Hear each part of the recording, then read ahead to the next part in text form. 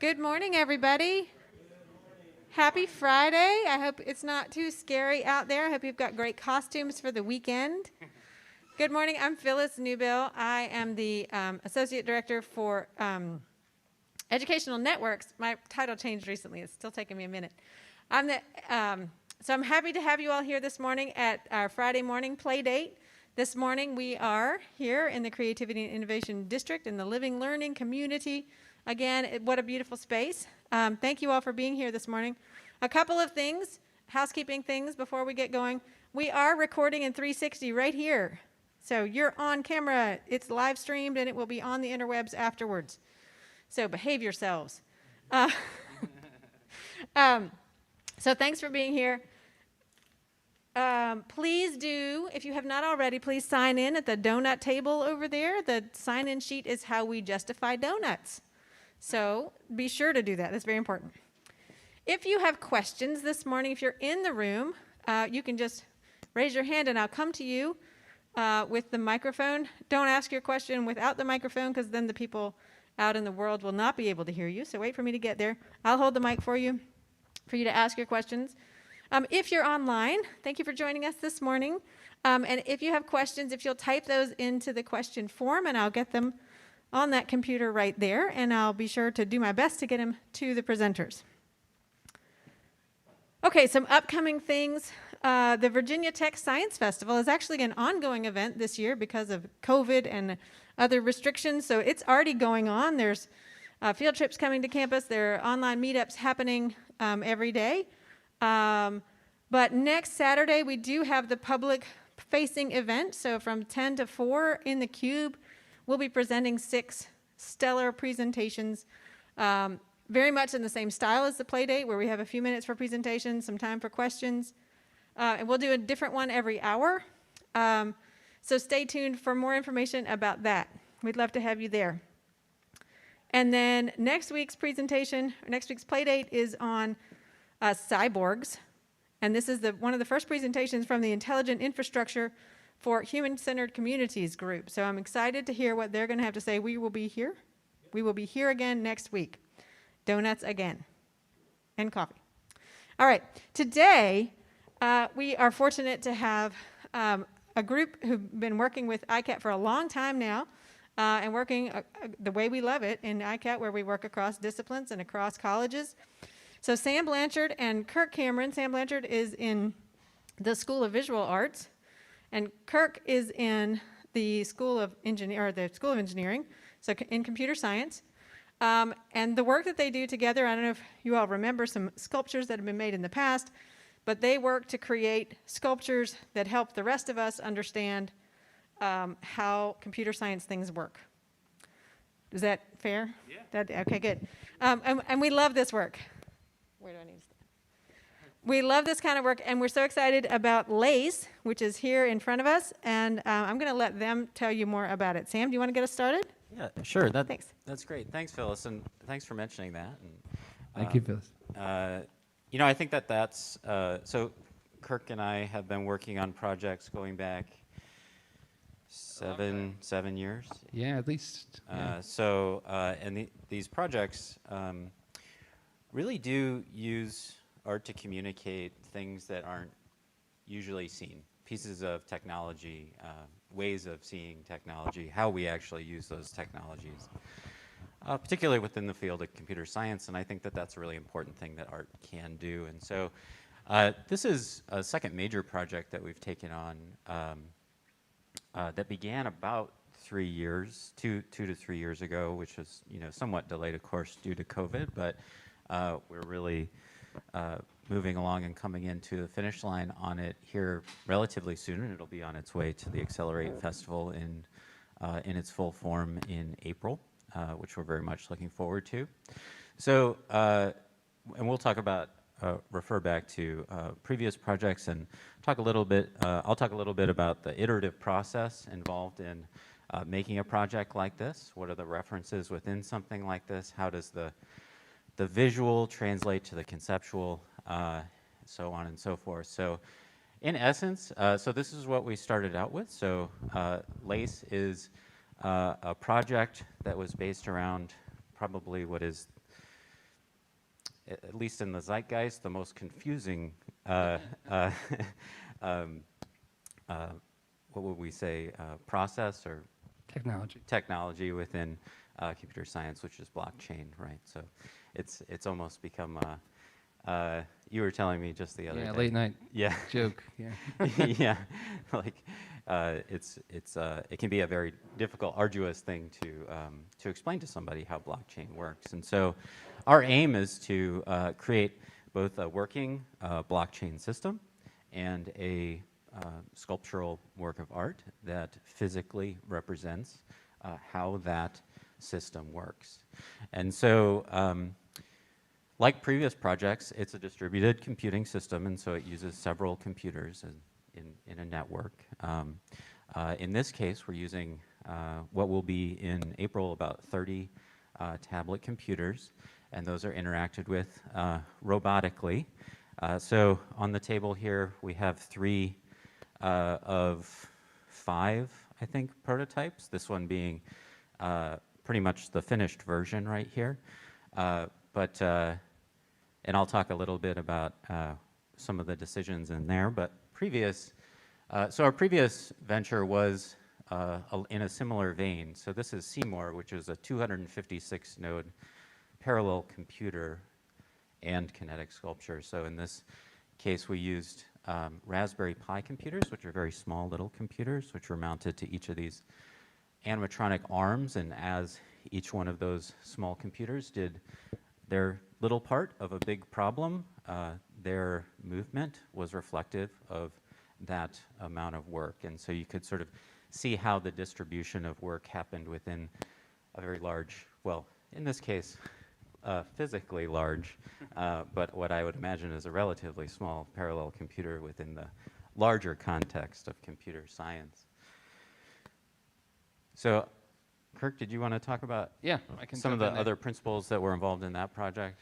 Right. So, yeah, I was just going to mention, like, back to, in fact, I think, Sam, this project really started when we were, like, being successful at Seymour, when the first one was coming together, and we were like, what else could we do?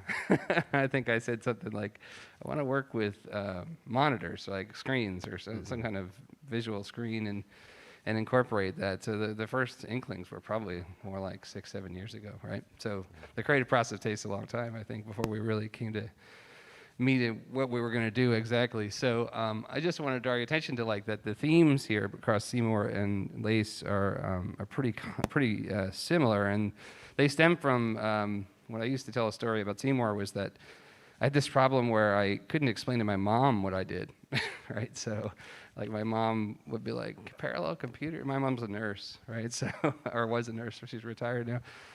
So and then the second part was that we hid these giant, large-scale systems behind walls with no windows, and we had secure processes to access them, so nobody could ever go inside and see what a big, large-scale system looked like. And so so Seymour was kind of this, I wanted to show people what distributed and parallel computing was about, and in an educational sense, like Sam already said. And but I knew that it was quite beautiful. So Sam and I had to come together to kind of make this beautiful piece that really represented well what the beauty and the importance of parallel computing. And so that was sort of the theme for Seymour. But parallel systems are used for a lot of things. In Seymour, we focused on Google Search or MapReduce, and we could do a bunch of other algorithms too, but that was one of the demos that we did at a lot of places. And so, but also you can do any kind of e-commerce and blockchain. Blockchain came out of distributed computing as well. So the theme is pretty centralized here. The difference is that we're looking at different kind of algorithms in LACE than we did in Seymour. And obviously, Sam's been inspired in a slightly different way. So I guess you can go to the next slide. So what is blockchain? Sam, when we say what is blockchain, if you haven't heard all the hype and everything, it's an easy way to make money, right? That's the first and foremost thing that people say. Speculatively, of course. It's like betting on the stock market in many ways. But basically, blockchain is really a simple idea. It's just, imagine like, before we had Excel and stuff, people had ledgers, right? They would just write down their transactions and how much money they started the month with and how many transactions that they keep deducting and so on. And a blockchain is really just a way electronically to represent a ledger like that, right? The reason there are different pieces here is that the ledger itself is then broken into pieces, right? So it's actually a blockchain is typically broken into pieces by, oftentimes by coins. So you might think like of each of these as like a coin, and then, but a coin we know now is worth 30 or 40 or $50,000, right? Probably even more. I think it's closer to 60, right?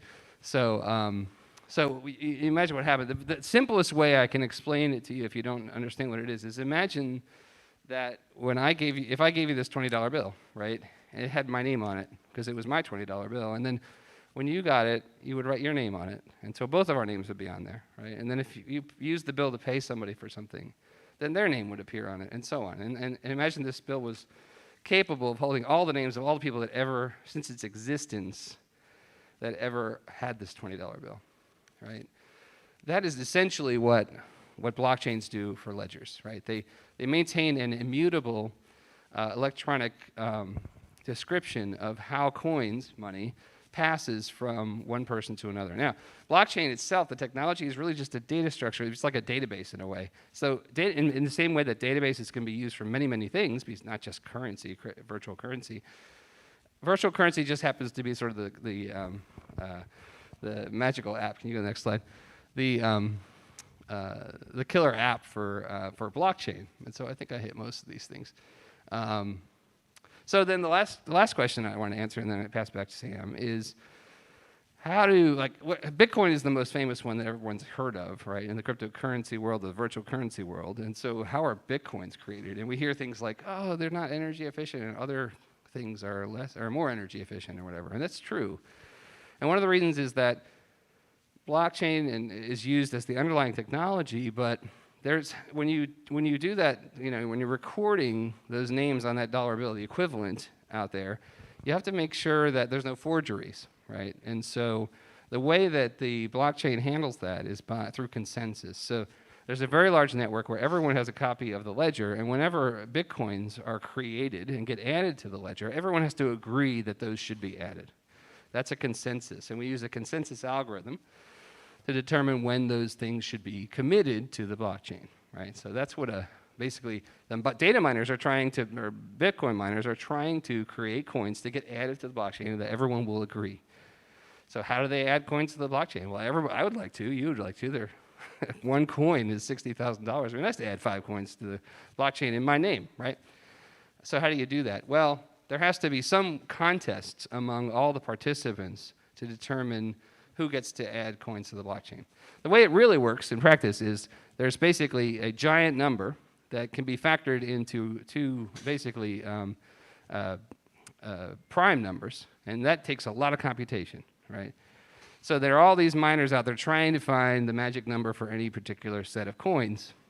So in LACE, what we wanted to do is represent that idea, this work that happens.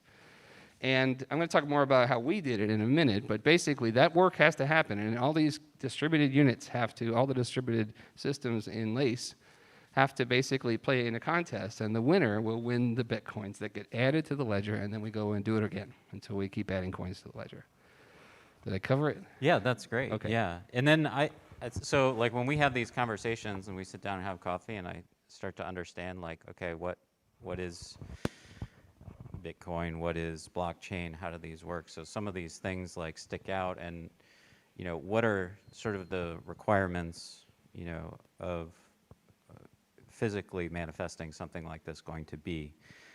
We decided a few things off the bat. We decided we wanted to use tablet computers because it allowed us more capability within.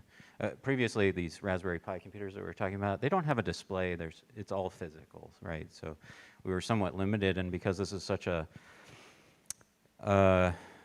it requires a lot of articulation, let's say, to explain this concept. And so early on, it was decided that we could use these tablets.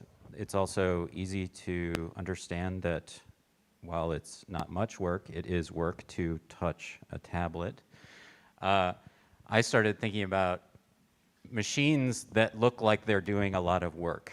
And I couldn't find anything that looked like it was doing more work than these Delta-style robots. These are pick-and-place robots. But I actually remember back in the Create Studio in ICAT 5 years ago or something, I think Brooke Kennedy got a Design for America grant to buy a few Delta-style 3D printers. So these pick-and-place robots, they're quite industrial and big, and we would be sort of limited on the number of them that we would be able to use. But something much more feasible, much more sort of scalable for us were these Delta robots. And so I used to watch those kind of moving and printing within that Create Studio back then, and it always sort of stuck back in my mind. So I thought, well, this would be a nice way to represent, some physical movement within there, and actually have the resolution to be able to touch these iPads, or I'm sorry, they're actually Microsoft Surface tablets, not iPads, and be able to interact with them, sort of. So let's see. And, when we're looking at references for form, material, design choices, we start with something I'm interested in, and something that I used to talk about a lot when we were dealing with Seymour, which was a time in computer science when computers were things. They were pieces of furniture, practically. And in the case of, this is Seymour Cray, who designed the Cray 1 supercomputer there on the left, and that's Seymour, our project on the right. And so you can see design cues, things like that, even material choices that harken back to an era, in this case, the late 1970s. In this case, early on, wanted to name this for another pioneer in computer science, Ada Lovelace, and at least sort of tangentially lace, Ada Lovelace. And what really interested me is how we can sort of intersect the very beginning of computer science and sort of the very current, most recent movements within at least popular knowledge of computer science and blockchain. So Ada Lovelace work on Babbage's analytic machine, published in 1841, so a Victorian era machine. This harkens back to a time when a computer was a bunch of mechanical bits that actually moved, and you could actually see the thing and see what it did. So if you look, and afterwards you guys can come up and examine a little bit closer, but sort of you can see some of the design elements or the iterative bolt together mechanisms within the Babbage machine over there. And I should also say some of the final materials will be a little bit more refined, so a lot of these pieces will be anodized in gold, and I think we have green edge glass. So think materials that sort of work back to a Victorian era. We also looked at, sort of in Seymour we had that sort of double entendre. It's named after Seymour Cray. It's also about seeing more. I thought about lace as Ada Lovelace, but also we could use that lace imagery. So looking at how lace sort of comes together, which drove me towards these hexagon modules. Again, so starting off, just prototyping, we're really just hacking one of these off-the-shelf Delta-style 3D printers just to understand what it looks like.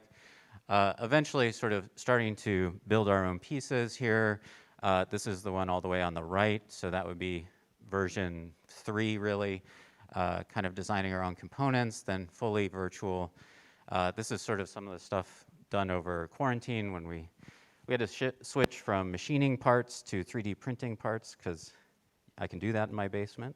I can't machine parts in my basement, so we sort of adapted. That's why you see all these a million bolts putting something together, is because you sort of are limited in scale and material when you're working on a desktop. And Kirk, I'll let you finish it out. Yeah, thanks, Sam. So inspiring to hear that. So back to the idea of demonstrating work, I think Sam's already alluded to it somewhat, is that the mechanical arms will move and touch the surfaces of the Microsoft surfaces. And the game that we came up with to represent that similar thing I said about finding prime numbers is basically just a number game. So imagine I said to you, guess a number between 1 and 100. And that's kind of what we're going to do with all the tablets, guess a number between 1 and 100. We don't know how many numbers there will be. It might be 100. It'll be based on how long we want the demo to take, basically. If I give them 10 numbers, they'll guess it quicker than if I give them 100, right? So all of them will be playing in this number guessing game. And the way that the game will progress is that as each stylus touches the tablet itself will guess its next number, right? Until the number the actual number that came out of the lottery is actually picked, right? And so you'll see visually across 10 of these, but 30 tablets, right? You'll see visually the work that's actually happening. And so then you can actually make a connection between that work and the amount of work that goes into mining Bitcoins or in any way, shape, or form. After the number is picked, then there's a consensus among the tablets. They have to say, well, if the number's between 1 and 100 and somebody in one of the tablets said, I guess 102, and they say, I won, and then obviously the other tablets would say, no, that's not within the confines of the game. We're not going to certify that result. But if, in fact, the number is a valid result, then all the tablets will basically say, yes, we agree, and you get the coins. And there will be a ledger or a leaderboard, basically that says who got which coins over time, right? So, and there's a lot of ways we can do with this. So right now, we're obviously focused on the movement. So Sam, you could run that video. This is just going to show you what we call a 3-tap. So basically, it's going to go up and reset itself to a 0 position. And then it's going to come down and it will tap where the devices would be, each tablet. So it should go 1, 2, 3. 1 to the right, 1 to the left, and 1 to the back.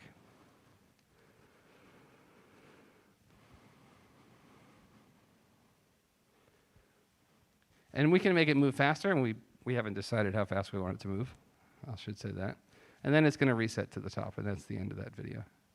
So you imagine now 30 of them doing it, playing a game, all at once, and that represents the work. Meanwhile, someone like me is talking about all of the cool things that we've done. I want to thank the team here. So this is, I think 2 of them are here. Are they still here? Greg and Ellis. Where's Ellis? There's Ellis on the stairwell. And Skylar. They've been the ones that have been programming, trying to program these things. They've been quite problematic in some ways, but that's... I think that's all I have. I mean, you can imagine now, I would just say that, there are 30 tablets, and we'll be scaling all this in the weeks to come before the next, yeah. Great. Absolutely. Thank you. Thanks.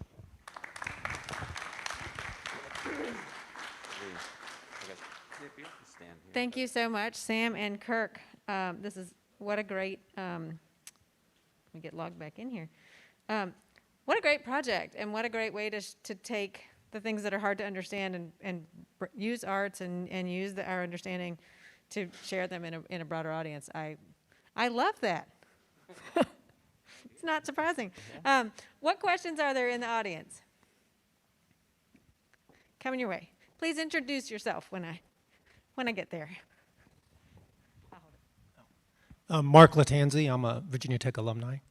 I'm curious about, you say the consensus of they decide when a new Bitcoin or a ledger item gets added.